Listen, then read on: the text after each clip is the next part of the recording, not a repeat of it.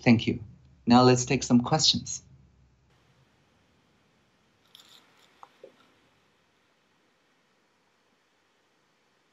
So, hello from Taiwan. I wonder if the audio is plugged in. It is. That's great. So yeah, good local time, everybody. I'm very happy to be here virtually, and I see there's already quite a few questions. So without further ado, I'll just get on to them. 5 people would like to know, and by the way, keep those questions coming. 5 people would like to know, should every country like Canada have a digital minister? You do have one, I just retweeted her a few days ago.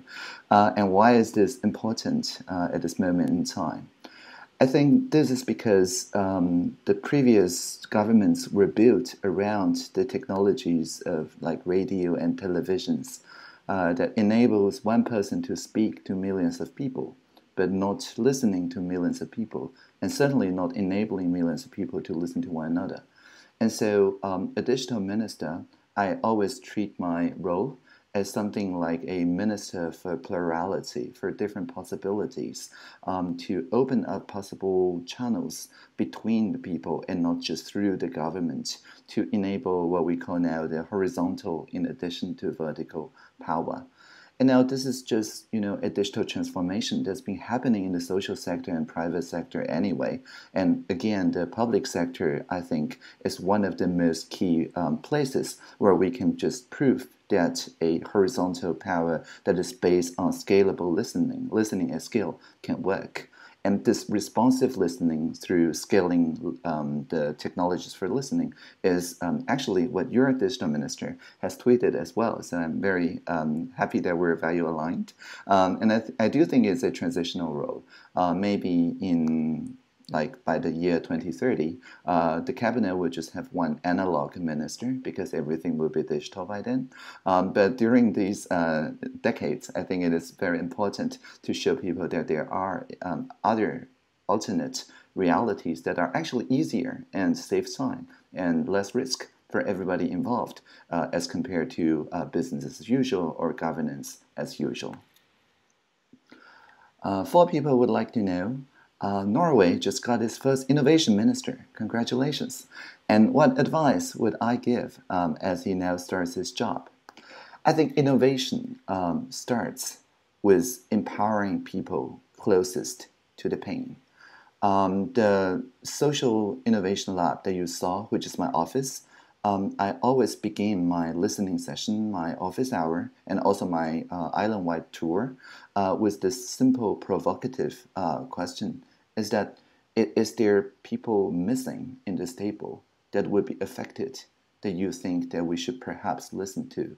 And I say this not just as a kind of honorary or a polite thing to say, but actually when people brainstorm some stakeholders that they feel that are actually excluded, such as rough sleepers, as I mentioned, we actually go out and do ethnographic research, which is just a fancy way of saying hanging out. We actually hang out with these missing stakeholders and make sure that instead of asking them to come to our website, to digital technology, which never works, by the way, we bring the technology, we bring the digital, the listening to where they naturally live and basically amplify their voices. And so that people who are closest to the pain tell the whole story, their aspirations, and also their insights. And then the innovators start working based on those insights. And once they do that, something clicks because then the society feels that, oh, we really are originators, are co-originators of that particular innovation. And so the e-petition website, which I didn't have time to mention in the talk, plays a crucial role. In Taiwan, any public policy issues, as long as you can get 5,000 people to e-petition, the ministries involved is guaranteed to give you a response. And every month, the participation officers, we have a dedicated team in each ministry in charge of engaging with random people on the internet. Actually look at those petitions, and then we travel to Hengchun, which is the southmost of Taiwan, to the remote islands, to Penghu, the Pescadora, and so on, and to see the actual needs of people there, whether it's lack of hospital resources, whether it's lack of transportation, or things like that. And so basically, just by bringing the people outside of their comfort zone, their office space, either virtually or in the flesh, we immerse ourselves in the people's real, actual social needs. And after working that way for a week or so, for a while, something changes in the way that public sector works, because then they stop seeing people as abstract statistics or numbers or so on. They actually get into the shoes of people. And that is also how we coach our incubated teams in the social innovation lab, which always start with this kind of touring or listening sessions. So a wonderful question. I was kind of expecting that. What about those who are not digital literate? How to include them in the consultation process? First of all, in Taiwan, broadband is a human right. If anywhere in Taiwan you don't have 10 megabits per second, it's personally my fault. And so that enables a substrate that basically say we can tour anywhere in Taiwan, but we keep a kind of umbilical connection to the social innovation lab and can bring virtually all those ministries from the 12th ministry. So that means if people do have the broadband access, if they do get free tablets from the local library, their digital opportunity center, but they don't feel relevant to them, it's usually more often than not a culture thing. For example, maybe their native language is indigenous or not Mandarin, some language that they don't feel friendly or that they don't feel accepted in the consultation process. And so our participation officer handbook, our open government handbook, everything, we actually translate to 6 languages, including the indigenous languages, and making sure that people consult in their local culture, within their local tradition. It's just we almost always guarantee a full translation back to Mandarin and very soon to English also, to make sure that the consultation locally is being heard and also amplified. So I do think it is basically a respect for the tradition of consultation that's already there, and the digital is always in the assistive role in order to amplify and synthesize the viewpoints instead of the other way around. So that is my answer, is that not asking people to come to technology, is to bring technology to the people. 6 people would like to know, what are some of the most innovative ideas around platform economy that I have seen emerging in Taiwan? So the most innovative ones are ones that have not yet been scaled up, but they are applying for those sandboxes. So we don't know what will happen. One of the recent sandbox cases is from a technology called R1 Tech in the EVP group. They set up a platform to barter with Fisher's people who kind of just run into a lot of plastic waste as part of their normal business.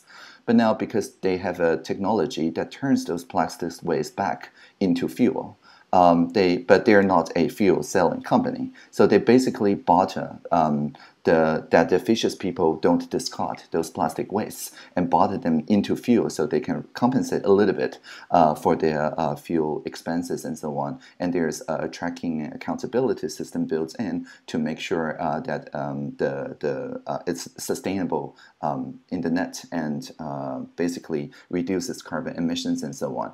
And so this actually breaks maybe 5 different regulations. And so we're still in the process of small-scale experimenting with it, but it shows an enormous potential of thinking kind of outside of the box and basically just pays people in terms of fuel, not money, to encourage them to fish more plastic waste back from the ocean. And this kind of impact-based innovative ideas are precisely what people in the public service were often very confused about, and that's why having a digital minister in charge of social innovation is kind of useful in terms that I can translate this into the different languages in different sectors and to enable collaborations around those sectors. Can I talk about how government has responded to those initiatives? How long did it take for the government to embrace digital innovation and collaboration? Well, truth to be told, back in 2014, like January or so, the government was kind of lukewarm in embracing the digital. Famously, the government in 2014, January, I think, purchased I think a YouTube video, commissioned a YouTube video. That's the first YouTube video that the Taiwan administration puts on YouTube. It basically says there's an economic boost up plan, and the video shows like 5 random people looking very confused around the budget item statistics and so on, while the voiceover just keeps saying, oh, it's so complex we don't know how to explain it, but it's more important to just do it. And then it was flagged as spam, and basically a lot of people were very kind of angry at a message that says, you know, this civil society doesn't understand budget. What do you mean by that? And then the YouTube just took it down automatically. Of course, it gets restored, but it shows you the kind of digital literacy at a time of January 2014. But 2 months afterward, something happened because we occupied the parliament for 22 days. The parliament were occupied in what we call the Sunflower Movement, a completely peaceful, thoroughly broadcasted campaign that basically had 20 different NGOs deliberating a trade service agreement with Beijing. And so because the MPs refused to talk about it because they have some constitutional reservations back then, so the people occupied the parliament and did the MPs' job for them. And suddenly everybody woke up to those digital consultative initiatives because they see before their eyes how this apparatus of scalable listening really scaled, because we have 500,000 people on the street and many more online, but we still managed through what we call those civic tech listening scale technologies, through the days of the Occupy, every day we managed to establish some rough consensus and push a little bit further. And then the next day, we just begin with the facts about the things that has not been resolved. And after 3 weeks, a strong set of 5 consensus items emerged.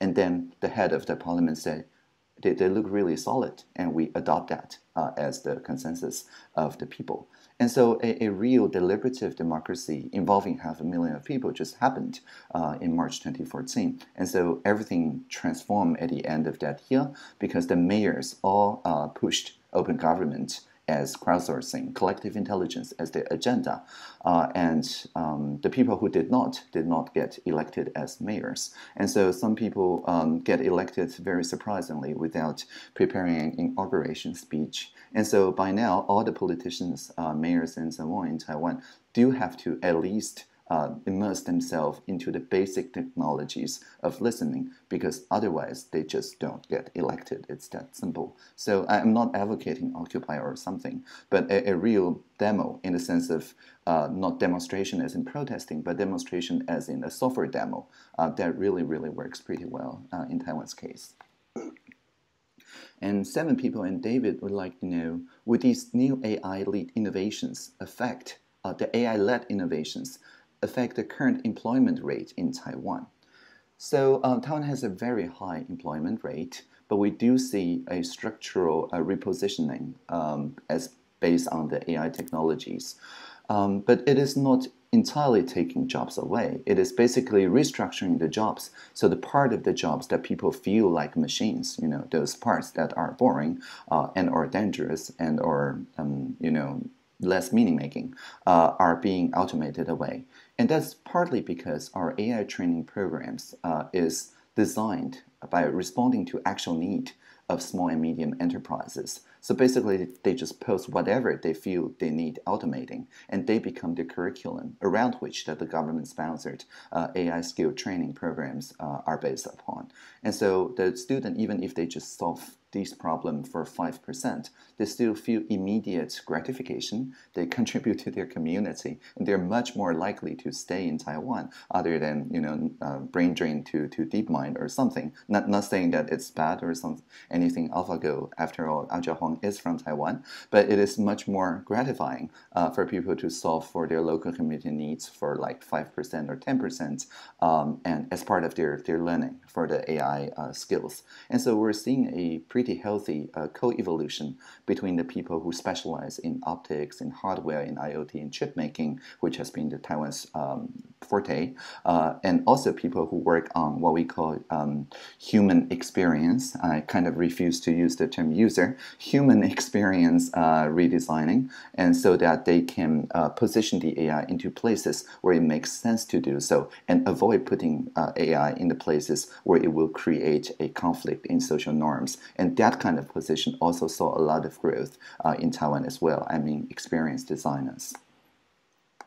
What one thing can we do in Canada to adopt a more digital conversation between business and government? Always, I think when building trust, the government need to first trust the citizens instead of asking the citizen to trust the government blindly. That would be fascism. So basically, in Taiwan, the one thing that we did when I became the digital minister is just to personally set up those what we call the office hours. The office hours is not just every Wednesday from 10 a.m. to 10 p.m., which tend to be people who are like Miss Me's, the frontline workers, and so on. But actually, our premier, Lai Ching-de, also tours around Taiwan to talk about the sustainable infrastructure, about electricity, about industry, and things like that. So I'm more of social innovation, and he's more of an industrial innovation. But the constant thing is that we tour personally. We speak with people face to face, but we also amplify it through digital means so that the entire country know what topics is being talked about, the focal point of the conversations. And this shows a radical trust to people. And then that signals to the business that if they bring out their concerns in a way that is not just purely private to their company, but actually good for the ecosystem, then it creates a kind of peer pressure because it's all public anyway, to reframe their question in a way that are more public facing, and then which then increase the trust of the public sector to the business and so on. So this is a kind of dyadic process. And so that would be my suggestion. As for the particular forms, of course, it all depends on the local cultures. I will refrain from getting into too much detail, but I think the basic trust of just placing ourselves amongst people, I think, is a lot of goodwill in the first step. Now, 5 people would like to know, do you think we can have too much data and too much openness? This is a great question. So these are 2 very different questions. Now, too much data, actually, I think I cannot have too much data about myself because, to do philosophy, to think, is to know oneself. The problem comes from when we have too much data on other people. And without the trust relationship that earns the trust, the fiduciary trust, for example, that other people places on us. And that creates a problem because then it becomes kind of like a burden that one needs to respond to be accountable. And maybe one is not yet ready for doing so. And so I think the most important thing in Taiwan is that I always have this saying that data is nothing like the oil. I still remember when the metaphor was being proposed, that was because extracting intelligence and insight from data was very difficult. It was pre-machine learning, you see. So it was like extracting oil. And that's the only thing the two have in common anyway. But now with machine learning and cloud computing and so on, it is no longer very expensive anyway. And so there's nothing in common. The oil is commodity and data is almost always personal.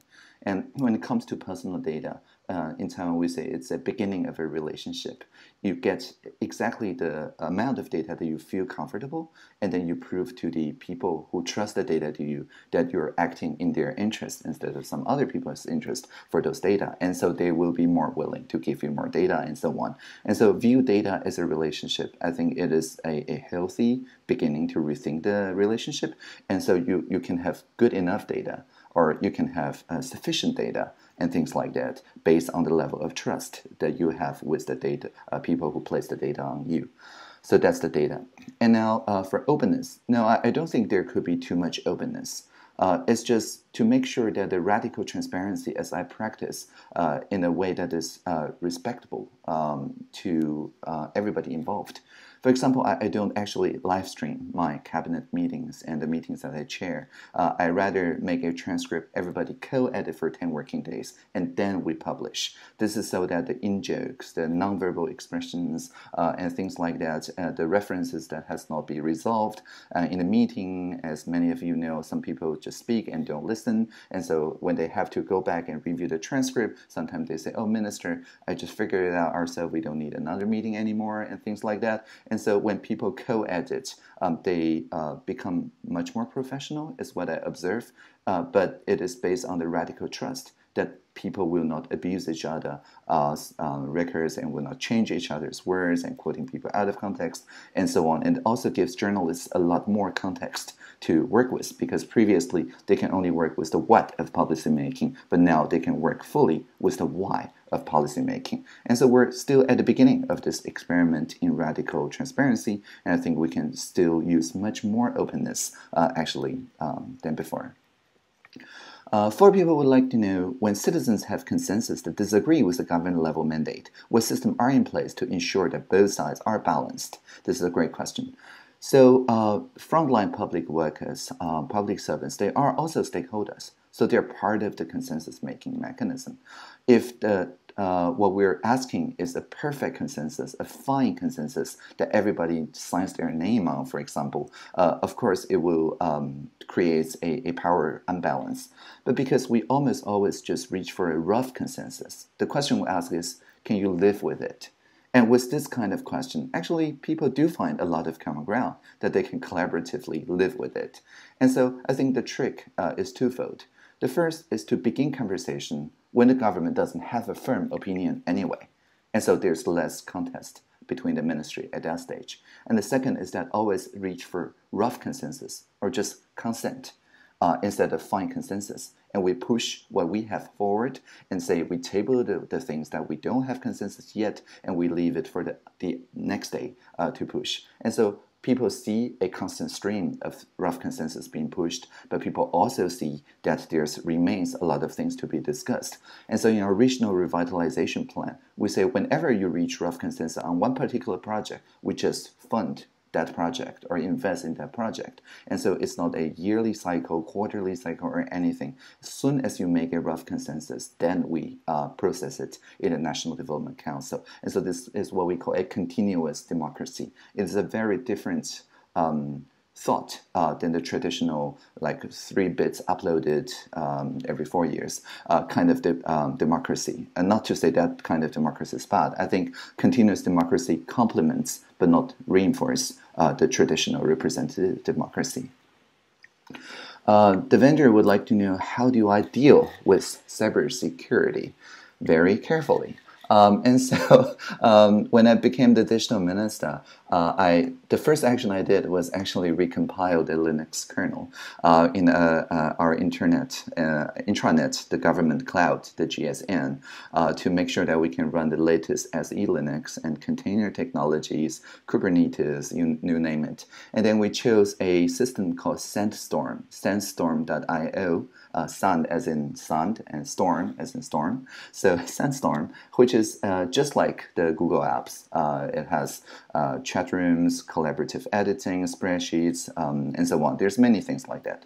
But Sandstorm is actually a cybersecurity product, kind of masquerading, selling itself as a productivity suite, because it treats each app as malicious and do a lot of container technology to make sure that they don't get any access that it shouldn't give. We asked the top white hat hackers, I think number 2 in the global DEFCON, to keep attacking it, the white hat hackers, for half a year. And they did file actually 3 CVEs, which are like medals in their area. But in any case, after the half-year testing, they concluded, okay, this is a pretty good system. And then any new system that we built upon Sandstorm is kind of automatically secure. It solves single sign-on, like your GC Cloud, solves single sign-on problems and things like that. And so I think it really pays off to maintain a good relationship with the white hat community. This year onward, all the information IT projects that are large scale need to reserve at least 5%. If it's medium scale, 6%. If there's small scale, 7% of their budget dedicated to penetration testing, to cybersecurity, to those white hat hackers. So we make sure that they make a very good living. They meet with the minister and the president once in a while. They get kind of public awarded for their service to the country, and all this to make sure that they don't fall to the dark side, which has cookies, you know. And so I think maintaining a healthy relationship with the white hat community has been kind of the right thing that we really did in the past couple of years. Now, which ministers are the most on-side with the digital agenda, and which ones are the most resistant, and how is the bureaucracy responding?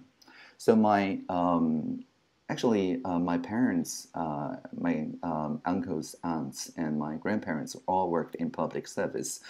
So I kind of know how bureaucracy thinks. And especially for Taiwan, as a new democracy, there's a kind of very strong authoritarian rule and culture there still. And so when I told everybody to stop calling me minister and start calling me Audrey, people really did take some time to acclimate themselves to the change. But actually, they really embrace it pretty well, because going digital in a way that I practice is through voluntary association. We only do project that either lowers the risk of the public service, or save time for the public service, or gives due credit to the public service. Ideally, all three, but never one in sacrificing the other two. And so this is what we call Pareto improvement. So in these gradual improvement, people generally learned that digital is in service of the public service, that AIs are assistive intelligences, and so on. And so the bureaucracy has been pretty happy that I've been rolling out the digital plan this way to basically just be very responsive to their needs. And I think all the ministers are on side with the digital agenda. The Occupy really, really helped. But about the radical transparency, though, because we have good metrics, I think the people-facing ministries, the Ministry of Health, of Interior, of Finance, and things like that, these ministries are really well equipped. And for the Defense Ministry and for the Ministry in response for the what we call PRC affairs, these ministries are by nature more secretive and less radically transparent. But the good thing about me being a conservative anarchist, quote unquote, is that I don't go to those ministries and say, oh, I demand you to do things my way. Basically, I only respond to the part of the ministry that are okay with this kind of policies of radical transparency and voluntary association, and also location independence. Audrey, if we could just do four more questions and then wrap it up. Sure thing. So four more questions. Or just 4 more minutes. So I'll be really, really quick then. The privacy is respected by the startup that participate in government partnerships by focusing on private data as completely different from open data. We say the private data is never used in a way that is outside the trust of the person, and only statistics can be used in terms of open data and so on. And we have a strong statistics law that enables all the different ministries to make use of other ministries' statistics. And we also encourage what we call open algorithm. You can look it up in the OPAL project sense, the open algorithm, but basically asking the private sector to contribute more better statistical algorithms in the open, with the same kind of assurance as the white hat hackers, to make sure that they're not privacy destroying. But then we ask the data operators like the Ministry of Healthcare or Finance to run those open algorithms in their data center and then give out the improved statistics that are more conforming to the need of the industry. That is how we solve the water leakage and issues like that. And so this kind of open algorithm kind of flips open data on its head. And because of time constraint, I cannot talk a lot about the details, but please do look it up, the Open Algorithm Project, or OPAL. I think the risk is basically people thinking that the digital is kind of a different thing than reality. The reality is that the digital is woven into the fabric of reality. If people think digital is something that's out there, people tend to have unrealistic expectations. But if people start thinking digital in the way that I shared in the prayer, I think then people become much more realistic and also more imaginative in the sense of actually carrying a common vision, and that then we can ask what are people's common visions. And so more exposure to the actual digital technologies in the cabinet is actually also very helpful. And so one last question then.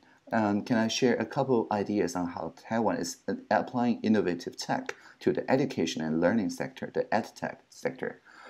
We have a startup here called Pagamo, Pagamo, that makes calculus a e-sport.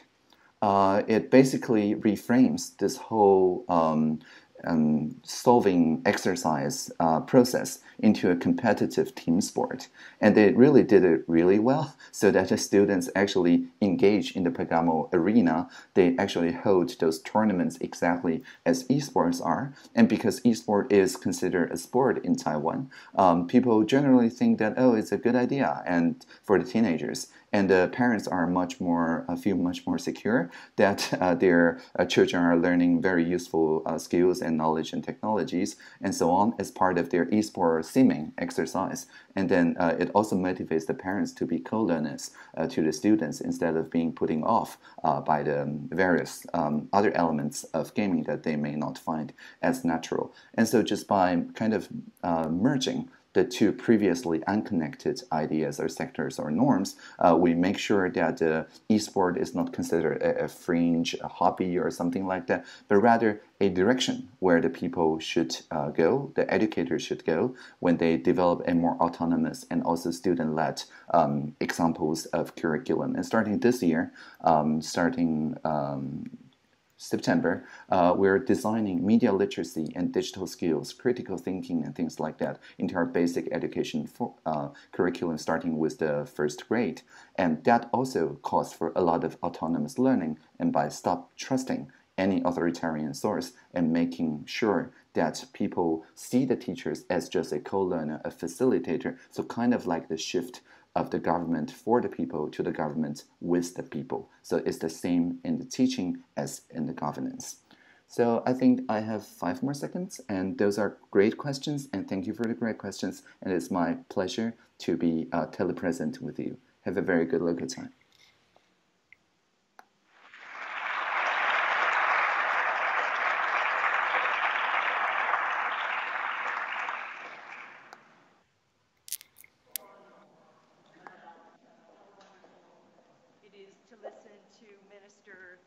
Or Audrey, as she has asked to be known.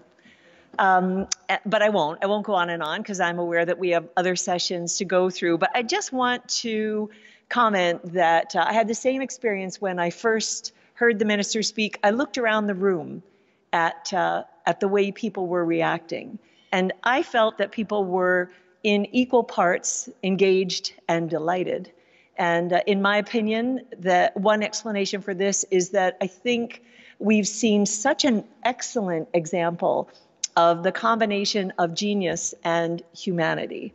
So I'm really happy that we had this opportunity to listen to the minister. Thank you so much, Catherine, for making this possible. And I hope you enjoyed that as much as I did. Yeah, it was wonderful. Okay. Over to you, Raymond, and our next panel.